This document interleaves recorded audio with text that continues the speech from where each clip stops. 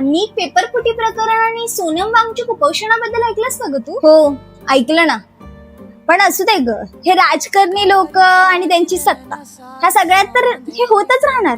जाऊ दे, आपल्याला काय करायचंय ना. बरोबर आहे म्हणा तुझं. आपल्याला काय करायचंय? शिक्षण व्यवस्थेचा आपला बाजार झाला आणि पेपर फुटीचा तर कहरच झाला. बघता बघता एका वर्षात 18 विद्यार्थ्यांचा आत्महत्येने जीव गेला आणि नीट रिझल्टला नाही तर आत्महत्येच्या चिठ्ठीला भाव आला. पण जाऊ दे ना, आपल्याला काय करायचंय? उपोषणाच्या प्रयत्नावर एक जीव झटत राहिला, सत्तेचा अधिकारी मात्र खुर्ची धरून बसून राहिला.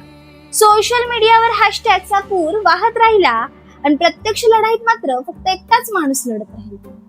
पण असो, आपल्याला काय करायचंय ना.